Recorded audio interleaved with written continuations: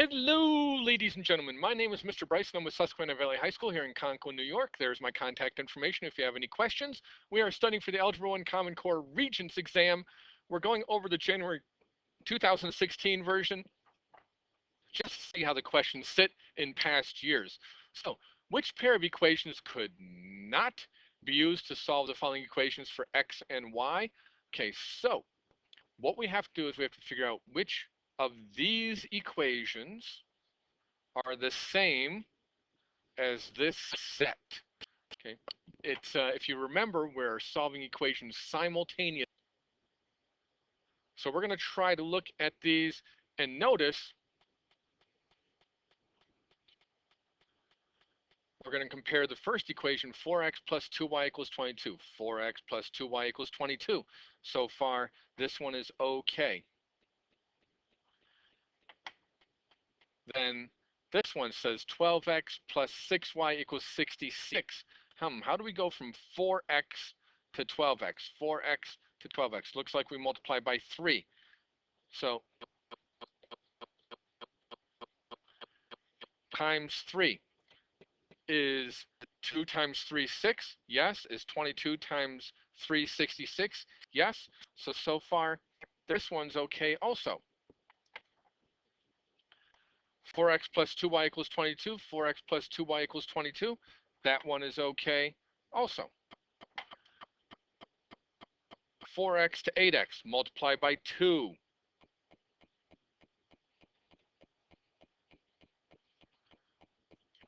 2 times 2 is 4. 22 times 2 is 44. So this one is okay. We didn't eliminate any of these so far. Which one could not be used? Okay, so we're looking for the one that's not.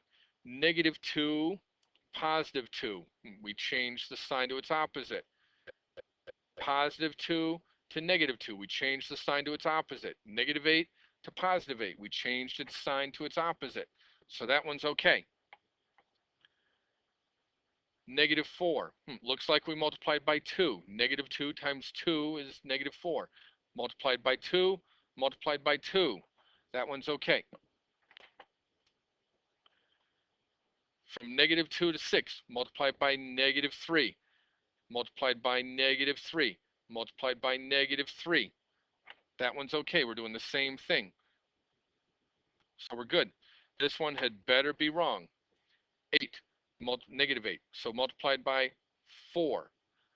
Multiplied by 4. Oh, stayed the same. This one is not. Which one cannot be used to solve the following? This is to show you that it takes time. Take your time. Every question is worth 2 points. We get one step closer to passing the Regents. Take your time. Let's look at number 22. The graph representing the function is shown below.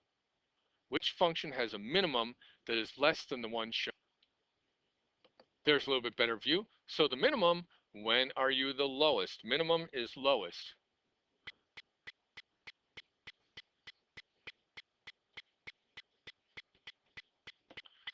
So what do? Looks like we use our graphing calculator. First thing I'm going to do is figure out what the minimum is here. 1, 2, 3, negative 4, negative 5, negative 6, negative 7. Negative 7. That's what I'm looking for, something. Which function has a minimum that is less than? So I'm looking for something lower than negative 7. So when we're using our graphing calculator, we're going to graph every single one of these. But let's start with number 3 because it has a minus 10 in it. This has a plus 7, so that looks like it's going to be shifting it up. So it may be either 2 or 3 because to me, obviously, 2 is lower than 4 because 4 has a plus 2. That's higher. And this is lower.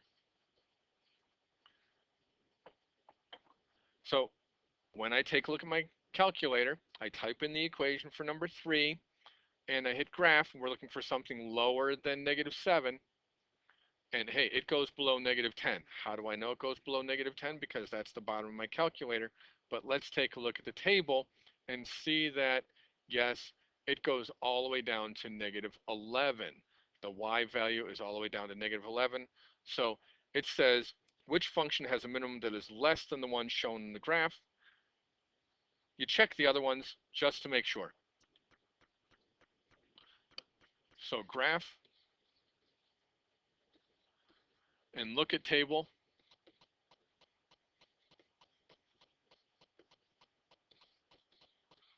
For a lower y value. If you have any questions, make sure you ask me in class. Let's go on to the next problem.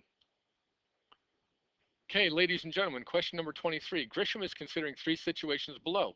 For the first 28 days, the sunflower grows at a rate of 3.5 centimeters per day. Number two, the value of a car depreciates at 15% per year after it's purchased. Number three, the amount of bacteria in the culture triples every 2 days during an experiment. Which of the following statements describes a situation with equal differences over an equal interval? So that sounds like delta y over delta x has to equal delta y over delta x. So we have to have equal differences over an equal interval. So first of all, let's just make some tables.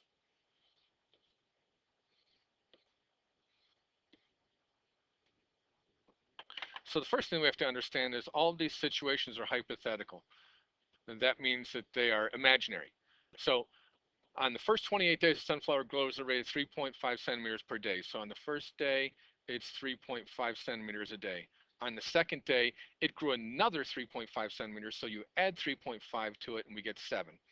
On the third day, it grew another, so that means it's 10.5. Now here, for the second, a car depreciates at a rate of 15% every year.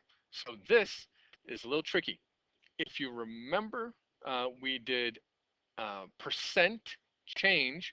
The formula is the start, and then 1 plus percent over 100 times raised to the time. So this, let's just say it was $10,000, and then 1 plus, no, not plus, Mr. Bryce.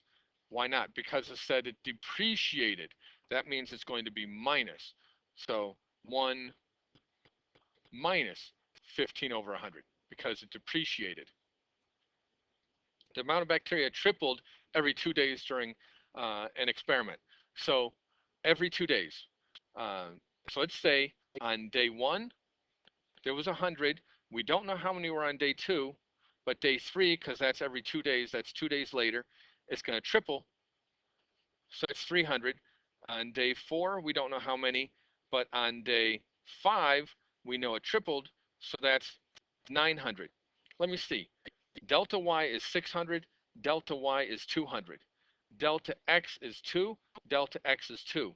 So delta y over delta x does not equal the same thing. So I said it was 600 over 2 does not equal 200 over 2. They're not the same. So definitely choice 3 is out. So here we don't have a 3. We don't have a 3. So it's either only 1 or only 2. Well, so far we know that that goes up 1. Okay, so delta x, delta y over delta x, so it's 3.5. The change is 3.5 over 1. Does that equal the change is 3.5?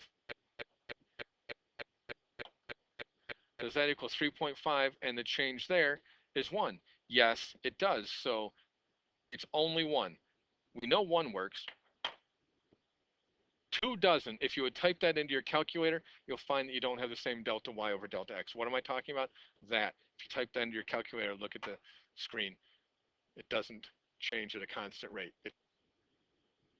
Let's get this last question in, number 24. This is the last multiple choice question. After performing an analysis on data, Jackie examined the scatter plot for the residuals values for each analysis. Bells and whistles are going off. Which scatter plot indicates the best linear fit? The best fit. Well, remember, the best fit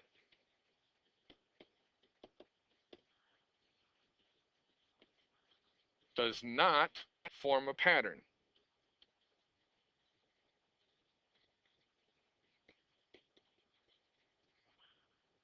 This, oh, that looks like a parabola. That is a nice pattern. This looks like a parabola. That's a nice pattern. This started to look good, but then, that is a pattern also. Here, no pattern. That's why that's the best fit. The best fit for residuals,